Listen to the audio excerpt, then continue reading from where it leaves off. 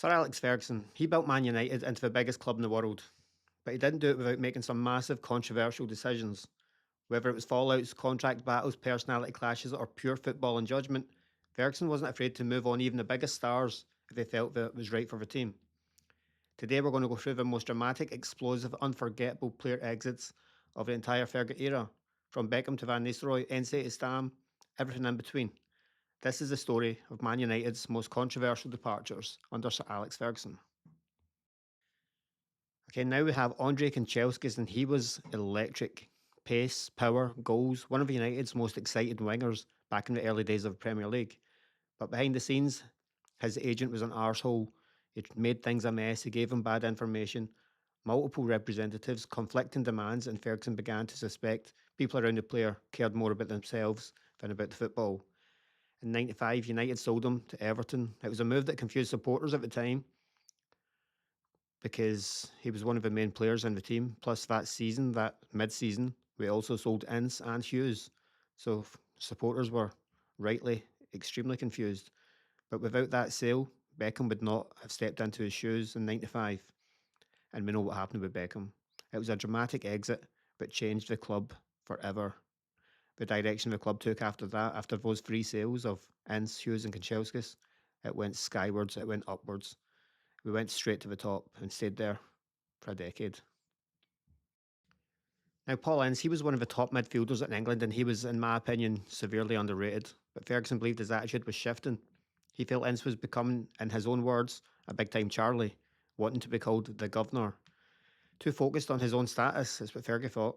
So in '95, when Inter Milan made an offer, Ferguson gladly took it. He accepted it in a matter of minutes. It shocked the fans, but also opened the door for people like Keane, Scholes, Nicky Butt. It was a controversial sale, but one that shaped the next generation, a generation that lasted a decade.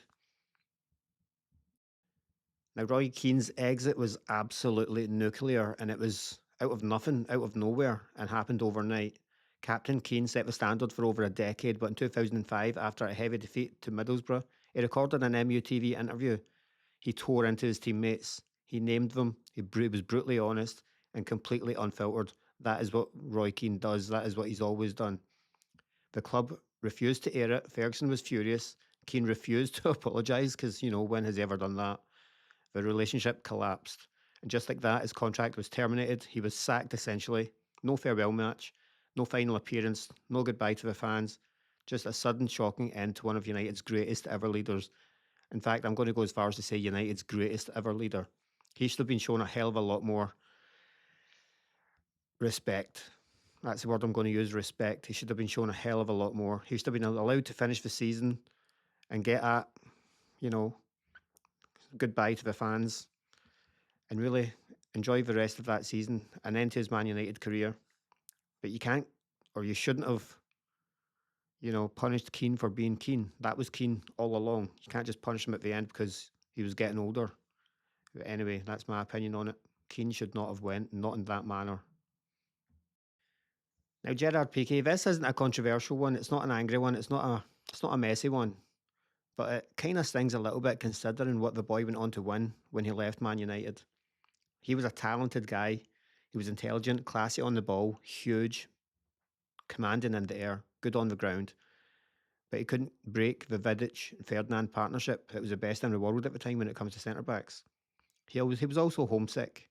He came from Barcelona, and when Barcelona came calling, he was desperate to go back. United sold him for £5 million.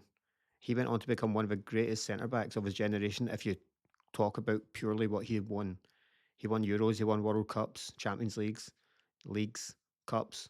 He also won the Champions League with Man United. Let's not forget that, and a league title, even though he only played like 30 games or something like that. It wasn't controversial, but it's a case of what if? What if he hang around? What if he done what he did for Barcelona, for Man United? Would we have been better for it? I mean, we couldn't have been any worse for it, surely. So Jaap Stam was a monster of a defender. He was quick, powerful, intelligent, and the cornerstone of a treble-winning defence. But in 2001, he released a book criticising Ferguson and revealing the dressing room details. Fergie reacted instantly. Stam was sold to Lazio for £16 million out of nowhere, overnight, almost instantly. The shocking part, Stam recovered and became world class again. while United struggled defensively. Years later, Ferguson admitted letting Stam go was a mistake. It was a big mistake. It remains one of the most surprising and regrettable exits of his career. I missed the big boy too. Now, Ruud van Nistelrooy, he was one of the most clinical finishers during his time at Man United. He got 150 goals in 219 appearances, but his exit came down to one moment. During training in 2006, Ruud apparently had a run-in with Ronaldo. As it emerged, he made some kind of joke about his dad who had recently died, something along those lines. Ronaldo was furious. Ferguson was finished. He was done with him. Despite Ruud later apologising, United had already chosen the future, and the future was not Ruud van Nistelrooy, it was Cristiano Ronaldo. Ruud was sold to Real Madrid for around 10 million.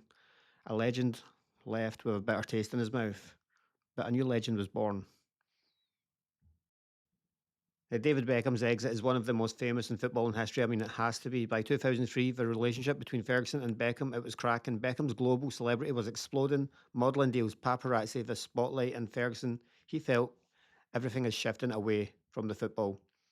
Then came a moment that defined everything. An FA Cup defeat against Arsenal. Ferguson kicked a boot across a dressing room, struck Beckham above the eye, and the picture was everywhere the next day. The relationship was finished. Beckham's career at Man United was guaranteed to be over.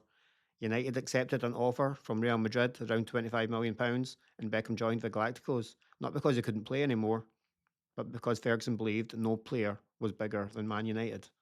And I was absolutely fucking gutted, can't lie about it. Now for Cristiano Ronaldo, the first time. His exit wasn't messy, but it still fucking hurt. Ronaldo wanted Madrid for years. That was his club, that was his boyhood dream. In 2008, after winning the Champions League with Man United, Real Madrid pushed publicly and aggressively. United blocked the move once, calling Madrid's behaviour a fucking disgrace. But the year later, Ferguson accepted reality. Ronaldo wanted a new challenge, and he joined Real Madrid inevitably for a world record fee of £80 million.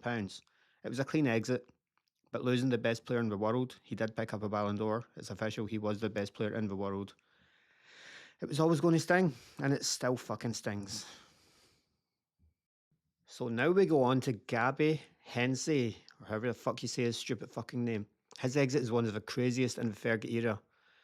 After losing his spot to Patrice Evra, Heinze demanded a move to fucking Liverpool, the little rat. His agent claimed that United had given him permission to leave if a club came in and matched the 6.8 million fee. The agent was an arsehole. He got it wrong. The club never agreed to that. They said they could sell him, but not to a rival. They could sell him abroad. Liverpool matched the fee anyway. Heinze agreed terms, but Ferguson refused to let him go. The club refused to let him go. No player, under any circumstances, in Fergie's era, was going to join Liverpool. Nada. Not going to fucking happen. Heinze took Man United to a Premier League tribunal to force a move. And guess what? The little rat lost. Ferguson never played him again. That summer, United sold him to Real Madrid. It was going to go anywhere but to Anfield. That fucking little dick.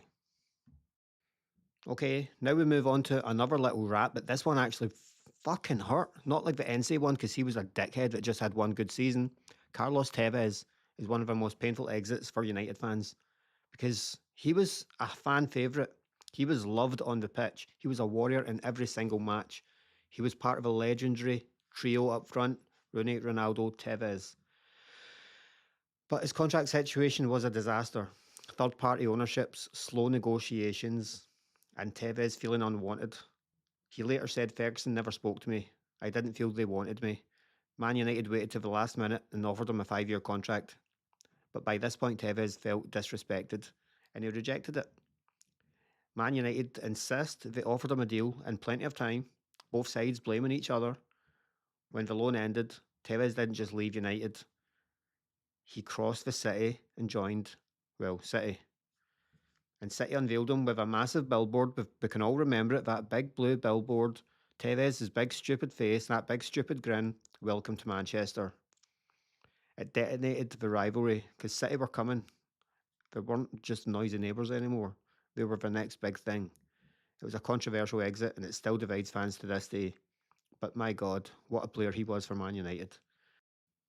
Okay, so that was my pick for the most controversial, dramatic, unforgettable exits of the Ferguson era. Some were about ego, some were about money, some were about loyalty, and some were just pure fucking chaos. But every single one of them played a part in shaping Man United's future and, of course, their history. Let me know in the comments which exit shocked you the most and who you think Ferguson was right or wrong to sell. If you enjoyed the video, drop a like. It doesn't hurt anyone, just click a button. I'll see you in the next one.